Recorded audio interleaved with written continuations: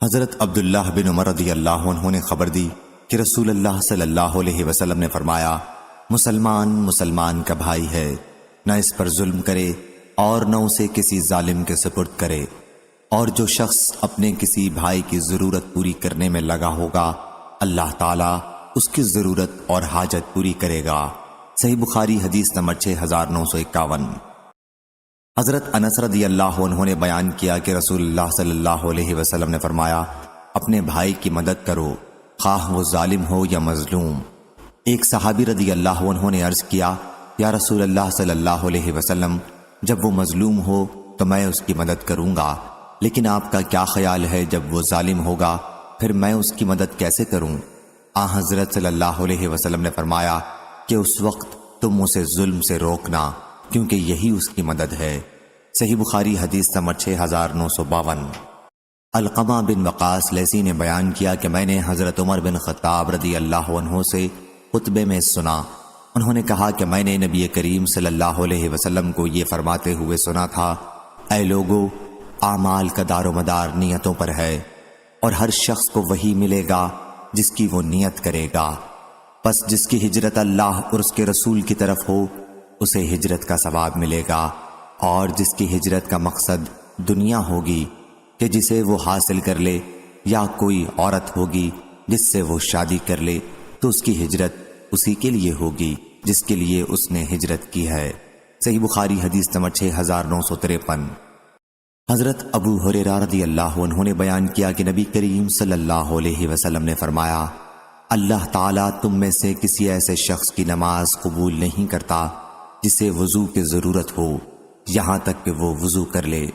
صحیح بخاری حدیث نمبر 6954۔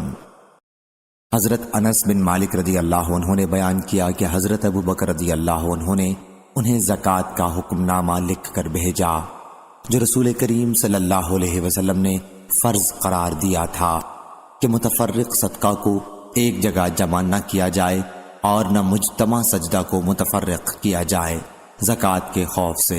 صحیح بخاری حدیث نمبر 6955۔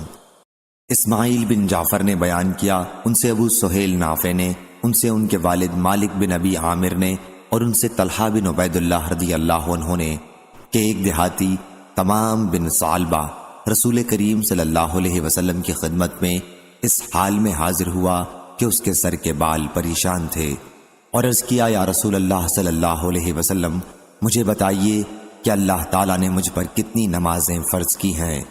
حضرت صلی اللہ علیہ وسلم نے فرمایا کہ 5 وقت کی نمازیں سوا ان نمازوں کے جو تم نفلی پڑھو۔ اس نے کہا، مجھے بتائیے کہ اللہ تعالیٰ نے کتنے روزے فرض کیے ہیں؟ حضرت صلی اللہ علیہ وسلم نے فرمایا کہ رمضان کے مہینے کے روزے سوا ان کے جو تم نفلی رکھو۔ اس نے پوچھا، مجھے بتائیے کہ اللہ تعالیٰ نے زکوٰۃ کتنی فرض کی ہے؟ بیان کیا کہ اس پر حضرت صلی اللہ علیہ وسلم نے زکوٰۃ کے مسائل بیان کیے۔ پھر اس دیہاتی نے کہا، اس ذات کی قسم جس نے آپ کو یہ عزت بخشی ہے، جو اللہ تعالیٰ نے مجھ پر فرض کیا ہے، اس میں نہ میں کسی قسم کی زیادتی کروں گا اور نہ کمی۔ حضرت صلی اللہ علیہ وسلم نے فرمایا کہ اگر اس نے صحیح کہا ہے تو یہ کامیاب ہوا، یا آپ نے فرمایا کہ اگر اس نے صحیح کہا ہے تو جنت میں جائے گا۔ اور بعض لوگوں نے کہا کہ 120 اونٹوں میں 2 حصے 3 برس کی 2 اونٹنیاں جو چوتھے برس میں لگی ہوں زکوٰۃ میں لازم آتی ہیں، پس مگر کسی نے ان اونٹوں کو عمدن تلف کر ڈالا، مثلا ذبح کر دیا یا اور کوئی ہیلا کیا، تو اس کے اوپر سے زکوٰۃ ساقط ہوگی۔ صحیح بخاری حدیث نمبر 6956۔ حضرت ابو ہریرہ رضی اللہ عنہ نے بیان کیا کہ رسول اللہ صلی اللہ علیہ وسلم نے فرمایا، قیامت کے دن تم میں سے کسی کا خزانہ چت کبرا اژدہا بن کر آئے گا، اس کا مالک اس سے بھاگے گا لیکن وہ اسے تلاش کر رہا ہوگا اور کہے گا کہ میں تمہارا خزانہ ہوں۔ فرمایا، واللہ وہ مسلسل تلاش کرتا رہے گا یہاں تک کہ وہ شخص اپنا ہاتھ پھیلا دے اور اژدہا اسے لقمہ بنائے گا۔ صحیح بخاری حدیث نمبر 6957۔ اور رسول اللہ صلی اللہ علیہ وسلم نے فرمایا، جانوروں کے مالک جنہوں نے ان کا شرعی حق ادا نہیں کیا ہوگا، قیامت کے دن ان پر وہ جانور غالب کر دیے جائیں گے اور وہ اپنی کھروں سے اس کے چہرے کو نوچیں گے۔ اور بعض لوگوں نے یہ کہہ دیا کہ اگر ایک شخص کے پاس اونٹ ہیں اور اسے خطرہ ہے کہ زکوٰۃ اس پر واجب ہو جائے گی، اور اس لیے وہ کسی دن زکوٰۃ سے بچنے کے لیے ہیلے کے طور پر اسی جیسے اونٹ یا بکری یا گائے یا دراہم کے بدلے میں بیچ دے تو اس پر کوئی زکوٰۃ نہیں۔ اور پھر اس کا یہ بھی کہنا ہے کہ اگر وہ اپنے اونٹ کی زکوٰۃ سال پورے ہونے سے ایک دن یا ایک سال پہلے دے دے تو زکوٰۃ ادا ہو جاتی ہے۔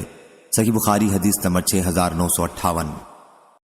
ابن عباس رضی اللہ عنہ نے بیان کیا کہ سعد بن عبادہ انصاری رضی اللہ عنہ نے رسول اللہ صلی اللہ علیہ وسلم سے ایک نذر کے بارے میں سوال کیا جو ان کی والدہ پر تھی، اور ان کی وفات نذر پوری کرنے سے پہلے ہی ہو گئی تھی۔ حضرت صلی اللہ علیہ وسلم نے فرمایا کہ تو ان کی طرف سے پوری کر۔ اس کے باوجود بعض لوگ یہ کہتے ہیں کہ جب اونٹ کی تعداد 20 ہو جائے تو اس میں 4 بکریاں لازم ہیں، پس اگر سال پورا ہونے سے پہلے اونٹ کو ہبہ کر دے یا اسے بیچ دے زکوٰۃ سے بچنے یا ہیلے کے طور پر تاکہ زکوٰۃ اس پر ختم ہو جائے تو اس پر کوئی چیز واجب نہیں ہوگی۔ یہی حال اس صورت میں ہے اگر اس نے ضائع کر دیا اور پھر مر گیا تو اس کے مال پر کچھ واجب نہیں ہوگا۔ صحیح بخاری حدیث نمبر 6959۔ عبداللہ بن مسعود رضی اللہ عنہ نے بیان کیا کہ رسول اللہ صلی اللہ علیہ وسلم نے شغار سے منع فرمایا۔ میں نے نافع سے پوچھا شغار کیا ہے؟ انہوں نے کہا یہ کہ کوئی شخص بغیر مہر کے کسی کی لڑکی سے نکاح کرتا ہے یا اس سے بغیر مہر کے اپنی لڑکی کا نکاح کرتا ہے، بس اس کے سوا کوئی مہر مقرر نہ ہو اور بعض لوگ ہوں گے اور شرط باطل ہوگی۔ صحیح بخاری حدیث نمبر 6960۔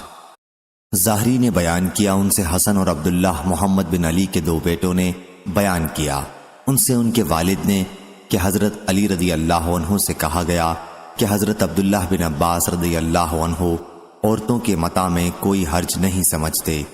انہوں نے کہا کہ رسول اللہ صلی اللہ علیہ وسلم نے خیبر کی لڑائی کے موقع پر متاع سے اور پالتو گدھوں کے گوشت سے منع کر دیا تھا، اور بعض لوگ کہتے ہیں کہ اگر کسی نے حیلے سے متاع کر لیا تو نکاح فاسد ہے، اور بعض لوگوں نے کہا کہ نکاح جائز ہو جائے گا اور میعاد کی شرط باطل ہو جائے گی۔ صحیح بخاری حدیث نمبر 6961۔ حضرت ابو ہریرہ رضی اللہ عنہ نے بیان کیا کہ رسول اللہ صلی اللہ علیہ وسلم نے فرمایا بچا ہوا بے ضرورت پانی اس لیے نہ روکا جائے کہ اس کی وجہ سے بچی ہوئی گھاس بھی بچی رہے، اس میں بھی ہیلا سازی سے روکا گیا ہے۔ صحیح بخاری حدیث نمبر 6962۔ قتیبہ بن سعید نے بیان کیا کہا ہم سے امام مالک نے، ان سے نافع نے اور ان سے ابن عمر رضی اللہ عنہ نے کہ نبی کریم صلی اللہ علیہ وسلم نے بیع نجش سے منع فرمایا۔ صحیح بخاری حدیث نمبر 6963۔ حضرت ابو ہریرہ رضی اللہ عنہ نے بیان کیا کہ رسول اللہ صلی اللہ علیہ وسلم نے فرمایا کسی بیوہ سے اس وقت تک شادی نہ کی جائے جب تک اس کا حکم نہ معلوم کر لیا جائے، اور کسی کنواری سے اس وقت تک نکاح نہ کیا جائے جب تک اس کی اجازت نہ لے لی جائے۔ صحابہ رضی اللہ عنہ نے پوچھا اس کی اجازت کا کیا طریقہ ہے؟ حضرت صلی اللہ علیہ وسلم نے فرمایا یہ کہ وہ خاموش ہو جائے۔ پھر بھی بعض لوگ کہتے ہیں کہ اگر کسی شخص نے 2 جھوٹے گواہوں کے ذریعے حیلہ کیا اور یہ جھوٹ گھڑا کہ کسی بیوہ عورت سے اس نے اس کی اجازت سے نکاح کیا ہے اور قاضی نے بھی اس مرد سے اس کے نکاح کا فیصلہ کر دیا جبکہ اس مرد کو خوب خبر ہے کہ اس نے اس عورت سے نکاح نہیں کیا ہے، تو یہ نکاح جائز ہے اور اس کے لیے اس عورت کے ساتھ رہنا جائز ہو جائے گا۔ صحیح بخاری حدیث نمبر 6970۔ حضرت عائشہ رضی اللہ عنہا نے بیان کیا کہ رسول اللہ صلی اللہ علیہ وسلم نے فرمایا کنواری لڑکی سے اجازت لی جائے گی۔ میں نے پوچھا کہ کنواری لڑکی شرمائے گی؟ حضرت صلی اللہ علیہ وسلم نے فرمایا کہ اس کی خاموشی ہی اجازت ہے۔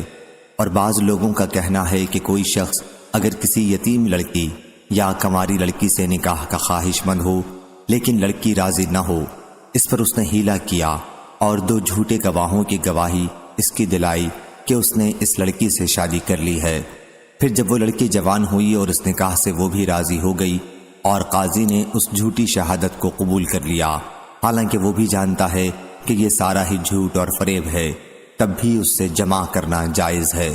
صحیح بخاری حدیث نمبر 6971۔ عائشہ رضی اللہ عنہا نے بیان کیا کہ رسول اللہ صلی اللہ علیہ وسلم حلوہ اور شہد پسند کرتے تھے، اور عصر کی نماز سے فارغ ہونے کے بعد اپنی ازواج سے ان میں سے کسی کے حجرے میں جانے کے لیے اجازت لیتے تھے اور ان کے پاس جاتے تھے۔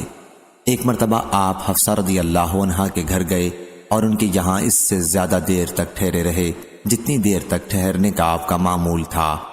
میں نے اس کے متعلق حضرت صلی اللہ علیہ وسلم سے پوچھا تو آپ نے فرمایا کہ ان کی قوم کی ایک خاتون نے شہد کی ایک کپی انہیں ہدیہ کی تھی اور انہوں نے حضرت صلی اللہ علیہ وسلم کو اس کا شربت پلایا تھا۔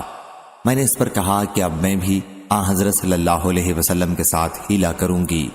چنانچہ میں نے اس کا ذکر سودا رضی اللہ عنہا سے کیا اور کہا جب حضرت صلی اللہ علیہ وسلم آپ کے یہاں آئیں تو آپ کے قریب بھی آئیں گے، اس وقت تم آپ سے کہنا کہ یا رسول اللہ صلی اللہ علیہ وسلم شاید آپ نے مغافیر کھایا ہے۔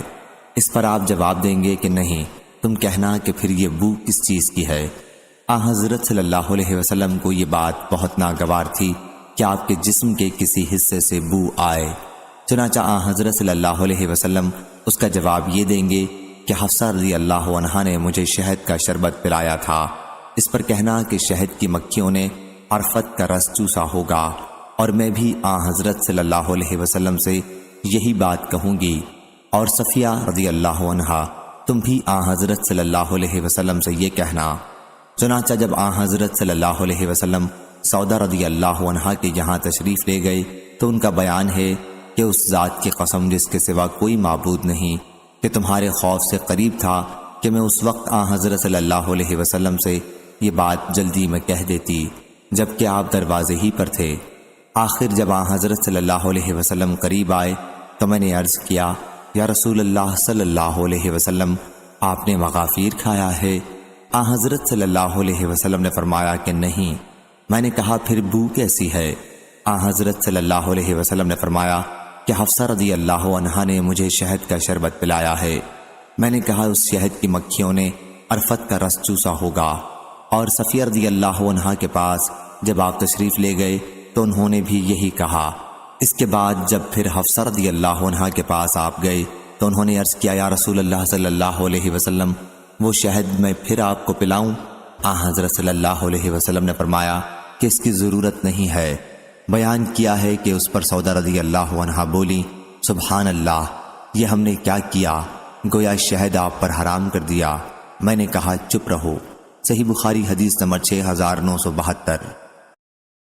عبداللہ بن مسلمہ قامبی نے بیان کیا، کہا ہم سے امام مالک نے، ان سے ابن شہاب نے، ان سے عبداللہ بن عامر بن ربیعہ نے کہ حضرت عمر بن خطاب رضی اللہ عنہ سن 18 ہجری ماہ ربیع الثانی میں شام تشریف لے گئے۔ جب مقام سرغ پر پہنچے تو ان کو یہ خبر ملی کہ شام وبائی بیماری کی لپیٹ میں ہے۔ پھر حضرت عبد الرحمن بن عوف رضی اللہ عنہ نے انہیں خبر دی کہ رسول اللہ صلی اللہ علیہ وسلم نے فرمایا تھا کہ جب تمہیں معلوم ہو کہ کسی سرزمین میں وبا پھیلی ہوئی ہے تو اس میں داخل مت ہو، لیکن اگر کسی جگہ وبا پھوٹ پڑے اور تم وہیں موجود ہو تو وبا سے بھاگنے کے لیے تم وہاں سے نکلو بھی مت۔ چنانچہ حضرت عمر رضی اللہ عنہ مقام سرغ سے واپس آ گئے۔ صحیح بخاری حدیث نمبر 6973۔ شعیب نے بیان کیا، ان سے ظاہری نے، ان سے عامر بن سعد بن ابی وقاص نے کہ انہوں نے حضرت اسامہ بن زید رضی اللہ عنہ سے سنا۔ وہ حضرت سعد بن ابی وقاص رضی اللہ عنہ سے حدیث نقل کر رہے تھے کہ رسول اللہ صلی اللہ علیہ وسلم نے طاعون کا ذکر کیا اور فرمایا کہ یہ ایک عذاب ہے جس کے ذریعے بعض امتوں کو عذاب دیا گیا تھا، اس کے بعد اس کا کچھ حصہ باقی رہ گیا ہے اور وہ کبھی چلا جاتا ہے اور کبھی واپس آ جاتا ہے۔ پس جو شخص کسی سرزمین پر اس کے پھیلنے کے متعلق سنے تو وہاں نہ جائے، لیکن اگر کوئی کسی جگہ ہو اور وہاں یہ وبا پھوٹ پڑے تو وہاں سے بھاگے بھی نہیں۔ صحیح بخاری حدیث نمبر 6974۔ سفیان نے بیان کیا، ان سے ایوب سختیانی نے، ان سے اکرمہ نے اور ان سے حضرت ابن عباس رضی اللہ عنہ نے بیان کیا کہ نبی کریم صلی اللہ علیہ وسلم نے فرمایا، اپنے حبا کو واپس لینے والا اس کتے کی طرح ہے جو اپنی قائے کو خود چاٹ جاتا ہے، ہمارے لیے بری مثال مناسب نہیں۔ صحیح بخاری حدیث نمبر 6975۔ حضرت جابر بن عبداللہ رضی اللہ عنہ نے بیان کیا کہ نبی کریم صلی اللہ علیہ وسلم نے شفاء کا حکم ہر اس چیز میں دیا تھا جو تقسیم نہ ہو سکتی ہو۔ پس جب حد بندی ہو جائے اور راستے الگ الگ کر دیے جائیں تو پھر شفاء نہیں۔ اور بعض لوگ کہتے ہیں کہ شفاء کا حق پڑوسی کو بھی ہوتا ہے، پھر خود ہی اپنی بات کو غلط قرار دیا اور کہا کہ اگر کسی نے کوئی گھر خریدا اور اسے خطرہ ہے کہ اس کا پڑوسی حق شفاء کی بنا پر اس سے گھر لے لے گا تو اس نے اس کے 100 حصے کر کے ایک حصہ اس میں سے پہلے خرید لیا اور باقی حصے بعد میں خریدے، تو ایسی صورت میں پہلے حصے میں تو پڑوسی کو شفاء کا حق ہوگا، گھر کے باقی حصوں میں اسے یہ حق نہیں ہوگا، اور اس کے لیے جائز ہے کہ یہ ہیلا کرے۔ صحیح بخاری حدیث نمبر 6976۔ عمرو بن شرید نے بیان کیا کہ مسعور بن مخرمہ رضی اللہ عنہ آئے اور انہوں نے میرے مونڈھے پر اپنا ہاتھ رکھا، پھر میں ان کے ساتھ سعد بن ابی وقاص رضی اللہ عنہ کے یہاں گیا تو ابو رافع نے مسعور سے کہا، کیا تو اسے نہیں کہتا کہ مجھ سے یہ میرا گھر خرید لے؟ اس نے کہا کہ اس کا 400 سے زیادہ میں نہیں دے سکتا اور وہ بھی قسطوں میں دوں گا۔ اس پر انہوں نے جواب دیا کہ مجھے تو اس کے 500 نقد مل رہے تھے اور میں نے انکار کر دیا۔ اگر میں نے رسول اللہ صلی اللہ علیہ وسلم سے یہ نہ سنا ہوتا کہ پڑوسی زیادہ مستحق ہے تو میں اسے تمہیں نہ بیچتا۔ علی بن عبداللہ مدینی نے کہا، میں نے سفیان بن عینہ سے اس پر پوچھا کہ معمر نے اس طرح نہیں بیان کیا ہے۔ سفیان نے کہا، لیکن مجھ سے تو ابراہیم بن میسرہ نے یہ حدیث اسی طرح نقل کی۔ اور بعض لوگ کہتے ہیں کہ اگر کوئی شخص چاہے کہ شفیع کو حق شفاء نہ دے تو اسے ہیلا کرنے کی اجازت ہے، اور ہیلا یہ ہے کہ جائیداد کا مالک خریدار کو وہ جائیداد ہبہ کر دے، پھر خریدار یعنی موہوب لے اس ہبہ کے معاوضے میں مالک جائیداد کو 1000 درہم مثلاً ہبہ کر دے۔ اس صورت میں شفیع کو شفاء کا حق نہ رہے گا۔ صحیح بخاری حدیث نمبر 6977۔ ابراہیم بن میسرہ نے بیان کیا، ان سے عمرو بن شرید نے، ان سے ابو رافع نے کہ حضرت سعد رضی اللہ عنہ نے ان کے ایک گھر کی 400 مثقال قیمت لگائی، تو انہوں نے کہا کہ اگر میں نے رسول اللہ صلی اللہ علیہ وسلم کو یہ کہتے نہ سنا ہوتا کہ پڑوسی اپنے پڑوس کا زیادہ مستحق ہے تو میں اسے تمہیں نہ دیتا۔ اور بعض لوگ کہتے ہیں کہ اگر کسی نے کسی گھر کا حصہ خریدا اور چاہا کہ اس کا حق شفاء باطل کر دے تو اسے اس گھر کو اپنے چھوٹے بیٹے کو ہبہ کر دینا چاہیے، اب نابالغ پر قسم بھی نہیں ہوگی۔ صحیح بخاری حدیث نمبر 6978۔ ابو حمید سعدی رضی اللہ عنہ نے بیان کیا کہ رسول اللہ صلی اللہ علیہ وسلم نے ایک شخص کو بنی سلیم کے صدقات کی وصولی کے لیے عامل بنایا، ان کا نام ابن طبیعہ تھا۔ پھر جب یہ عامل واپس آیا اور حضرت صلی اللہ علیہ وسلم نے ان کا حساب لیا، اس نے سرکاری مال علیحدہ کیا اور کچھ مال کے نسبت کہنے لگا کہ یہ مجھے تحفے میں ملا ہے۔ حضرت صلی اللہ علیہ وسلم نے اس پر فرمایا، پھر کیوں نہ تم اپنے ماں باپ کے گھر بیٹھے رہے، اگر تم سچے ہو تو وہیں یہ تحفہ تمہارے پاس آ جاتا۔ اس کے بعد حضرت صلی اللہ علیہ وسلم نے ہمیں خطبہ دیا اور اللہ کی حمد و ثنا کے بعد فرمایا، اما بعد، میں تم میں سے کسی ایک کو اس کام پر عامل بناتا ہوں جس کا اللہ نے مجھے والی بنایا ہے۔ پھر وہ شخص آتا ہے اور کہتا ہے کہ یہ تمہارا مال ہے اور یہ تحفہ ہے جو مجھے دیا گیا تھا۔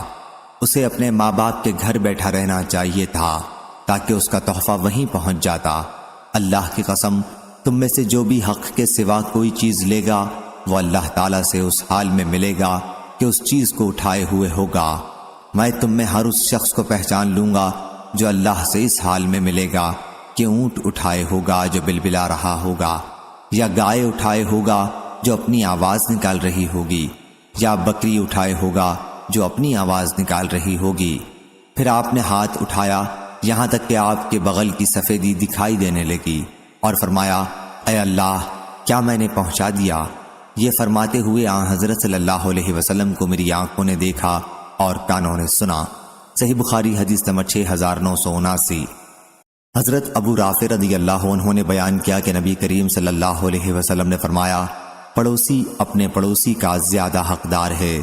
اور بعض لوگوں نے کہا کہ اگر کسی شخص نے ایک گھر 20,000 درہم کا خریدا تو شفاء کا حق ساقط کرنے کے لیے یہ ہیلا کرنے میں کوئی قباحت نہیں کہ مالک مکان کو 9,999 درہم نقد ادا کرے، تکملے میں جو باقی رہے یعنی 10,000 اور 1 درہم اس کے بدل مالک مکان کو 1 دینار اشرفی دے دے۔ اس صورت میں اگر شفیع اس مکان کو لینا چاہے گا تو اس کو 20,000 درہم پر لینا ہوگا، ورنہ وہ اس گھر کو نہیں لے سکتا۔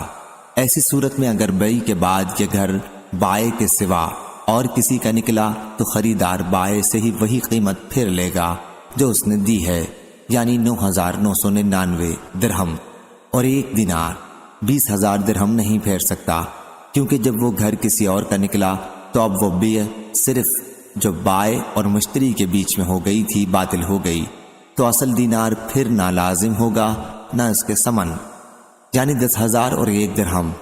اگر اس گھر میں کوئی عیب نکلا لیکن وہ بائع کے سوا کسی اور کی ملک نہیں نکلا تو خریدار اس گھر کو بائع کو واپس اور 20,000 درہم اس سے لے سکتا ہے۔ حضرت امام بخاری رحمہ اللہ نے کہا تو ان لوگوں نے مسلمانوں کے آپس میں مکر و فریب کو جائز رکھا، اور حضرت صلی اللہ علیہ وسلم نے تو فرمایا ہے مسلمان کی بیع میں جو مسلمان کے ساتھ ہو نہ عیب ہونا چاہیے، یعنی بیماری، نہ خباثت، نہ کوئی آفت۔ صحیح بخاری حدیث نمبر 6980۔ ابراہیم بن میسرہ نے بیان کیا، ان سے عمر بن شرید نے کہ ابو رافع رضی اللہ عنہ نے سعد بن مالک رضی اللہ عنہ کو ایک گھر 400 مسقال میں بیچا اور کہا کہ اگر میں نے نبی کریم صلی اللہ علیہ وسلم سے یہ نہ سنا ہوتا کہ پڑوسی حق پڑوسی کا زیادہ حقدار ہے تو میں آپ کو یہ گھر نہ دیتا اور کسی کے ہاتھ بیچ ڈالتا۔ صحیح بخاری حدیث نمبر 6981۔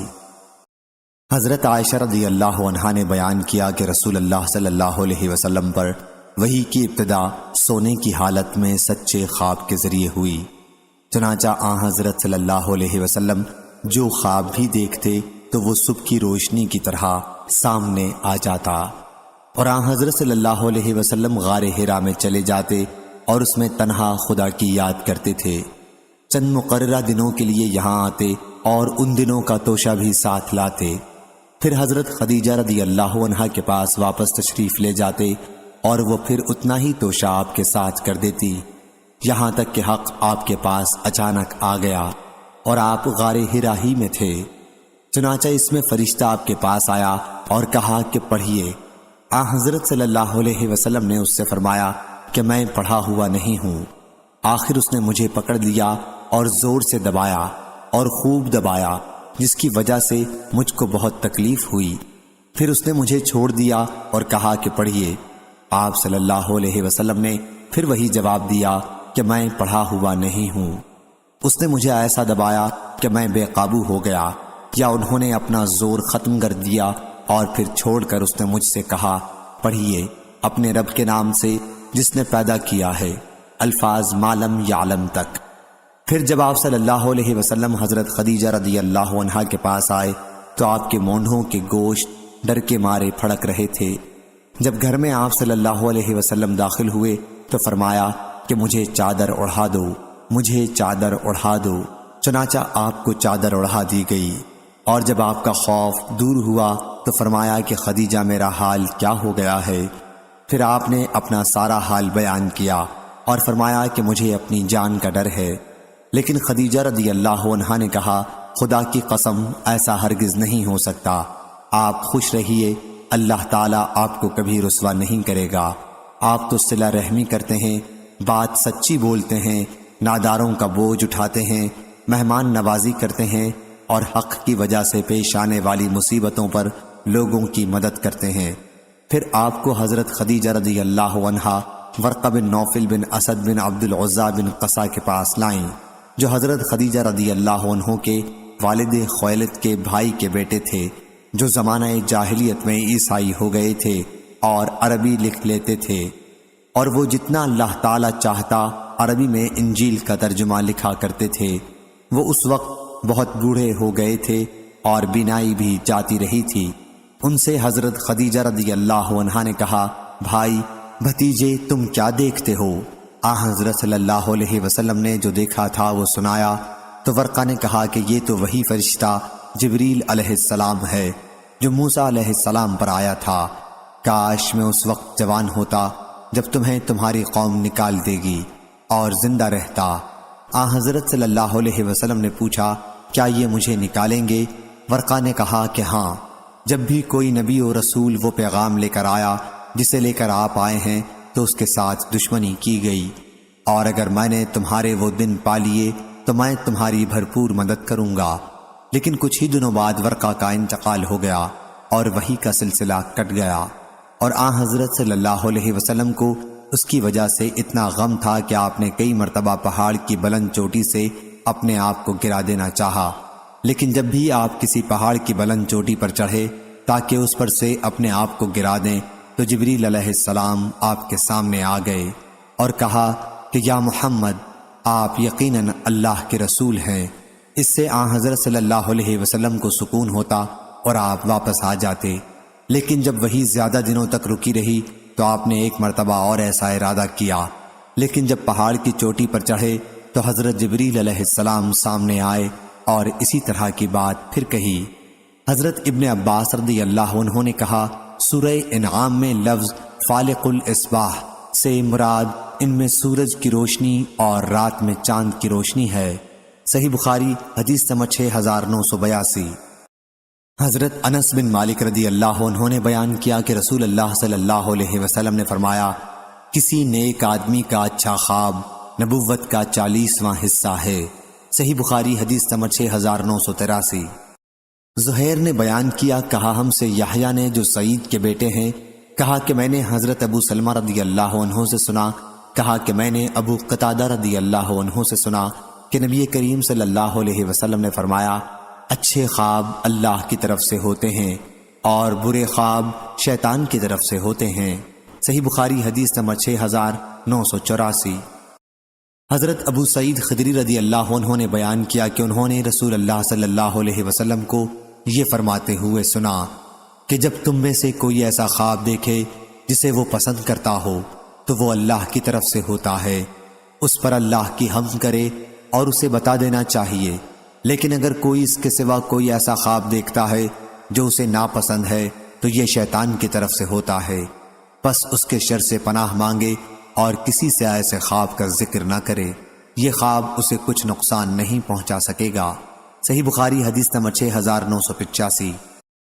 مستد نے بیان کیا، کہا ہم سے عبداللہ بن یحییٰ بن ابی کثیر نے بیان کیا اور ان کی تعریف کی کہ میں نے ان سے یمامہ میں ملاقات کی تھی، ان سے ان کے والد نے، ان سے ابو سلمہ رضی اللہ عنہ نے اور ان سے ابو قتادہ رضی اللہ عنہ نے کہ نبی کریم صلی اللہ علیہ وسلم نے فرمایا، اچھا خواب اللہ کی طرف سے ہوتا ہے اور برا خواب شیطان کی طرف سے، پس اگر کوئی برا خواب دیکھے تو اسے اس سے اللہ کی پناہ مانگنی چاہیے اور بائیں طرف تھوکنا چاہیے، یہ خواب اسے کوئی نقصان نہیں پہنچا سکے گا۔ اور عبداللہ بن یحییٰ سے ان کے والد نے اور ان سے عبداللہ بن ابی قتادہ نے بیان کیا، ان سے ان کے والد نے نبی کریم صلی اللہ علیہ وسلم سے اسی طرح بیان کیا۔ صحیح بخاری حدیث نمبر 6986۔ شعبہ نے بیان کیا، ان سے قتادہ نے، ان سے حضرت انس بن مالک رضی اللہ عنہ نے اور ان سے حضرت عبادہ بن صامت رضی اللہ عنہ نے کہ نبی کریم صلی اللہ علیہ وسلم نے فرمایا، مومن کا خواب نبوت کے 46 حصوں میں سے ایک حصہ ہوتا ہے۔ صحیح بخاری حدیث نمبر 6987۔ حضرت ابو ہریرہ رضی اللہ عنہ نے بیان کیا کہ رسول کریم صلی اللہ علیہ وسلم نے فرمایا، مومن کا خواب نبوت کے 46 حصوں میں ایک حصہ ہوتا ہے۔ اس کی روایت ثابت، حمید، اسحاق بن عبداللہ اور شعیب نے حضرت انس رضی اللہ عنہ سے کی، انہوں نے نبی کریم صلی اللہ علیہ وسلم سے۔ صحیح بخاری حدیث نمبر 6988۔ حضرت ابو سعید خدری رضی اللہ عنہ نے بیان کیا کہ انہوں نے رسول کریم صلی اللہ علیہ وسلم کو یہ فرماتے ہوئے سنا کہ نیک خواب نبوت کے 46 حصوں میں سے ایک حصہ ہے۔ صحیح بخاری حدیث نمبر 6989۔ حضرت ابو ہریرہ رضی اللہ عنہ نے بیان کیا کہ میں نے رسول اللہ صلی اللہ علیہ وسلم سے سنا، آپ نے فرمایا کہ نبوت میں سے صرف اب مبشرات باقی رہ گئی ہیں۔ صحابہ رضی اللہ عنہم نے پوچھا کہ مبشرات کیا ہیں؟ حضرت صلی اللہ علیہ وسلم نے فرمایا کہ اچھے خواب۔ صحیح بخاری حدیث نمبر 6990۔ ابن شہاب نے بیان کیا، ان سے سالم بن عبداللہ نے، ان سے ابن عمر رضی اللہ عنہ نے کہ کچھ لوگوں کو خواب میں شب قدر رمضان کی 7 آخری تاریخوں میں دکھائی گئی، اور کچھ لوگوں کو دکھائی گئی کہ وہ آخری 10 تاریخوں میں ہوگی، تو آن حضرت صلی اللہ علیہ وسلم نے فرمایا کہ اسے آخری 7 تاریخوں میں تلاش کرو۔ صحیح بخاری حدیث نمبر 6991۔ حضرت ابو ہریرہ رضی اللہ عنہ نے بیان کیا کہ رسول اللہ صلی اللہ علیہ وسلم نے فرمایا، اگر میں اتنے دنوں قید میں رہتا جتنے دنوں یوسف علیہ السلام پڑے رہے، اور پھر میرے پاس قاصد بلانے آتا تو میں اس کی دعوت قبول کر لیتا۔ صحیح بخاری حدیث نمبر 6992۔ حضرت ابو ہریرہ رضی اللہ عنہ نے بیان کیا کہ میں نے نبی کریم صلی اللہ علیہ وسلم سے سنا، آپ نے فرمایا کہ جس نے مجھے خواب میں دیکھا تو کسی دن مجھے بیداری میں بھی دیکھے گا، اور شیطان میری صورت میں نہیں آ سکتا۔ ابو عبداللہ حضرت امام بخاری نے کہا کہ ابن سیرین نے بیان کیا کہ جب آن حضرت صلی اللہ علیہ وسلم کو کوئی شخص آپ کی صورت میں دیکھے۔ صحیح بخاری حدیث نمبر 6993۔